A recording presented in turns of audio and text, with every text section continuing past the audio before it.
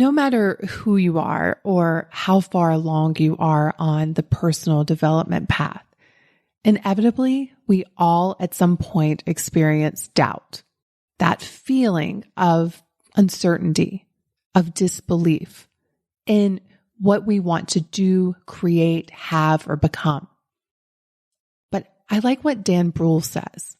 If you're going to doubt anything in life, doubt your own limitations. In this episode, I'm going to share with you how I personally deal with doubt. So let's dive in. Welcome to the School of Self-Image, where personal development meets style. Here's your hostess, Master Life Coach, Tanya Lee. Hello, gorgeous friends. How are you doing today? I'm getting ready to leave for Miami. I have been getting a lot of things done ahead of time so that when I get to Florida, I can really focus on the event that will have taken place by the time you listen to this. That's so exciting. And do you know what I experienced a lot of when I decided to do this event? Doubt. Y'all know what that feels like, right? You decide to go after a big goal, or you're facing a big decision and you're about to make it. And then all of a sudden, doubt starts creeping in. So in this episode, I want to share with you how I deal with the doubt. When I think about everything that I teach, I go through a process. And sometimes it takes me many years to figure out how to overcome something.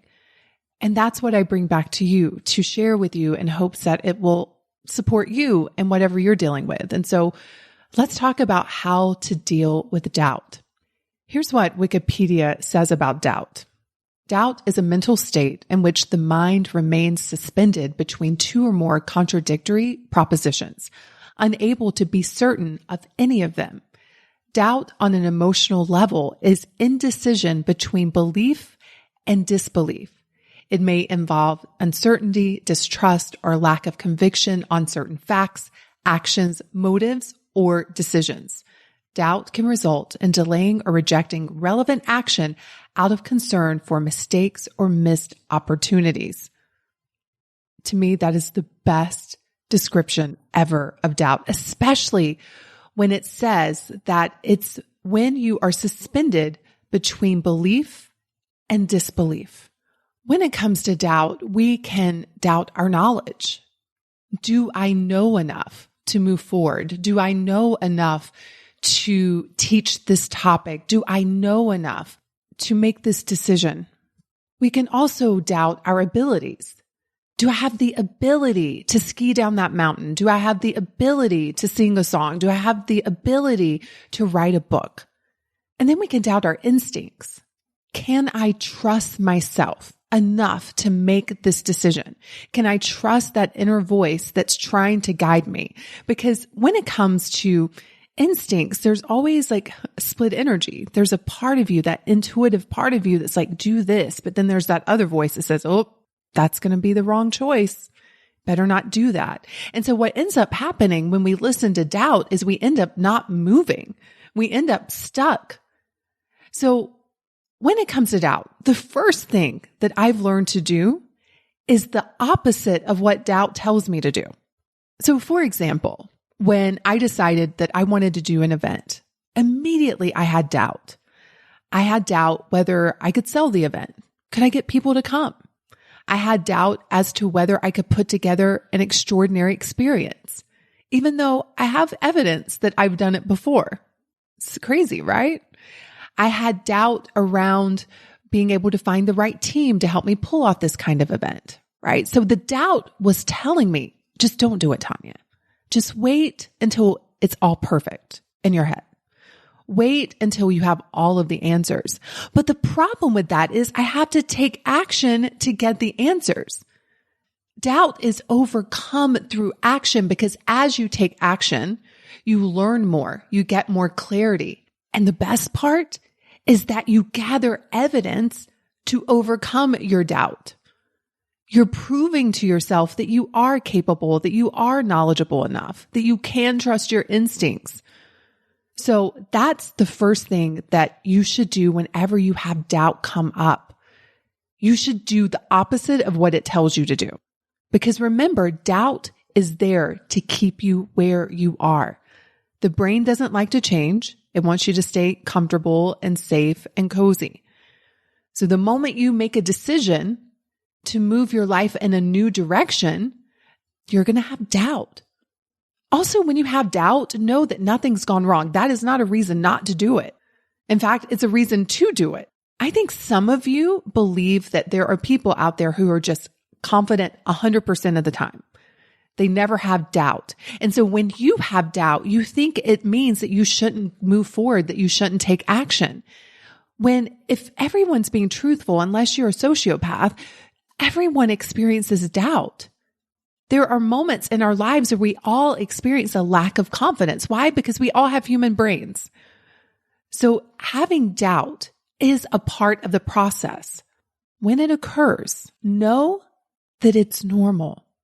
The second thing that I do when I am experiencing doubt, and this is a big one, you all, is I spend a lot more time arguing for myself versus against myself. So what does that look like? Well, let's just take my event, for example. I spent a lot of time arguing for what I wanted to believe, that I am capable, that there are so many women who want to get together within my community, that they want to have this experience, that I could find an extraordinary team, which I did. And because I spent more time arguing for myself versus against myself, that energy is what inspired me to continue to take action to create the event. Now, I want you all to think about this. Had I listened to the doubt and argued against myself and what my desire was, I wouldn't have gone on to put the offer into the world of I'm hosting an event, which ended up selling out within hours. It was crazy. But I would have never had that experience had I listened to the doubt. Now, let me tell you, there have been times in my life where I have moved forward and I have failed. But do you know what I learned in those moments? I learned about what worked, what didn't work. I learned more about who I needed to become. I learned about how to deal with failure and rejection and that discomfort, which only made me stronger, which set me up for more success later on. So there are no failures when you learn from them and you grow from them. So even if you doubt something and you argue for yourself and it inspires you to take action and you fail, you don't get the result you want, that is also a part of the process. There is no straight line to success. Often on the way to success, you're going to have a lot of failures along the way. And those failures, if you're not mindful, will trick you into believing your own doubt. But you're so much bigger than that. So whenever you're doubting yourself, maybe you're wanting to lose weight and you decide that you are committed, you're going all in, and all of a sudden, the doubt arises. And remember, doubt is when the mind is suspended between belief and disbelief. That's all it is. So in that moment, you can look to your past to prove to yourself why it can't happen, to disbelieve in yourself and your dreams, or you can look to your future and you can argue for why it can and will happen. And that energy that you create in loving yourself so much that you're willing to argue and fight for yourself, not against yourself, will be the energy that drives you forward to lose the weight. Okay, so spend time arguing for yourself, fighting for yourself when that doubt arises. And in fact, just pull out a piece of paper and write down all of the reasons why you can do it, why it is possible for you, why you are capable, how you are knowledgeable enough, whatever you're struggling with, create the case for yourself. And finally, when it comes to overcoming and dealing with doubt, you must consistently practice acting from your future. Because think about it. The future you is the version of you who has created the results that you're wanting to create and who's being who you want to be. And so in order to create those results and be her, you have to practice being her now and coming from that energy. So here's a great example. I find that examples are always the best, right? So I experienced a tremendous amount of doubt when I moved to Denver 2 years ago. I was experiencing such a big shift in my identity, and I was like quantum leaping at that point. And how it presented itself for me was I decided that I was going to get a penthouse. And I had a big gap of cognitive dissonance. For 3 years, I had been living with my ex-partner in his house. So I wasn't paying rent. However, I paid for everything else plus. But when it came to paying for a place, I had this belief of I could not afford rent, which now looking back is so crazy and silly because the amount of money that I was spending when I was with him, I could have paid 4 people's rent. But my brain, I was like quantum leaping my identity when I moved to Denver. And so I went and looked at several places. And when I found the place that really spoke to me and discovered it was a penthouse and it came with a penthouse price, I had so much doubt, so much doubt. The doubt told me things like, who do you think you are? You can't afford this, which was not true. You should get something less, right? And that had been the voice that I've been working on overcoming for so long. Like, you don't deserve this. Who do you think you are? You know, when you grow up in a trailer, like there's like a money mindset that even today I'm still unraveling. I still find things popping up and like, oh, that's interesting. But back to my example, it was an opportunity. It was like I was at the crossroads between belief and disbelief. And I'm like, you know, I can spin my wheels and fighting for why this isn't possible and why I shouldn't do it. Or I can spend time arguing for what I want, because what I deeply wanted was this space. I had never lived in a space like this. It was so beautiful. And I thought about my future self and what she would say and what she would do in that moment. And she was like, girl, get the penthouse. Let's go. And I did. And I cannot tell you all, being in that surrounding for over a year changed me. You know, I talk about surroundings being, you know, part of what shapes our self-image. And it's like I made that decision and then I lived into it. And that decision changed me. It provided evidence for who I wanted to be versus making a decision that would have kept confirming how I had been seeing myself. And now it's just my new norm to be in this kind of surrounding. It's like, you know, I talk about self-image being like a thermostat. Like however you see yourself, you're going to create on a subconscious level. Well, now I see myself in that type of space. And so since then, I've moved into a space that's even better. And it's like we get to keep increasing what is normal for us, what our new normals are. But in order to do that, you can't listen to the doubt. You can't let the doubt stop you. You have to learn to doubt your own doubt. You have to spend time arguing for yourself and why you can do it. You have to do the opposite of what the doubt tells you to do and then continuously act from your future. And as you do, my friends, you're going to be collecting more and more evidence for what you want to see. And you'll be attracting completely new opportunities, people, and things into your experience. So when your mind is suspended between belief and disbelief, you have a choice. You can spend a lot of time in the disbelieving. You can spend a lot of time thinking about what if this doesn't work out. You can spend a lot of time thinking about why it's not possible for you. And if you do that, just know that you will never get to experience the greatness of who you really are and what's available to you.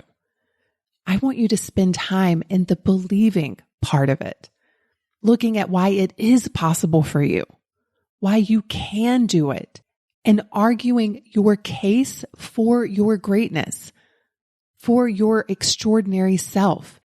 And when you do that, you're going to be in a completely different energetic state, which will drive you to do different things that will lead to very different results. And because I'm always setting big, extraordinary goals for myself, it feels like I'm always going through this process. There's usually not a day that goes by that I don't have some kind of doubt. Maybe the doubt is, am I able to get this all done today? Maybe the doubt is, can I handle all of this? Like, our doubt comes up in many different ways. Maybe the doubt for me is, am I going to be able to lift this heavy of a weight? I've been in the gym a lot recently. And what I can tell you is that in those moments, we can get to work on believing in ourselves. And that's what I do. And that's why I've been able to create the results that I've created. And they're only getting better. Why? Because I'm getting better at dealing with my own doubt. I don't spend a lot of time ruminating in my doubt anymore. I used to. And my results were a lot slower to achieve in those moments. I just don't spend time arguing against myself anymore. If I'm going to spend my energy on something, I want it to be arguing for myself. And I spend more time in my future and acting from that place and making decisions from that place than thinking about my past. That's all. That's the only difference. So the next time you experience doubt, here's what I want you to do. Do the opposite of what the doubt's telling you to do. That's number one. Then spend time arguing for yourself. And then finally, think about your future self and act from her mindset, from her energy. What would she tell you to do? And if you do those things, the doubt's never going to go away, especially if you're committed to your own growth, but you are going to get better at dealing with it. And you're going to be collecting evidence as to what happens when you deal with doubt in a way that serves you. In closing, I want you to remember this. Who you are underneath the doubt is so much bigger than the doubt itself. And that's the part I want you to learn to access. Listen to her, trust her, do what she tells you to do. Have a great week, everyone, and I can't wait to see you in next week's episode. Hey, have you grabbed your free copy of the School of Self-Image Manifesto? If not, what in the world? Head over to schoolofselfimage.com/manifesto and get a copy that teaches you how to think and show up in the areas of mindset, style, and surroundings so that you can transform your self-image.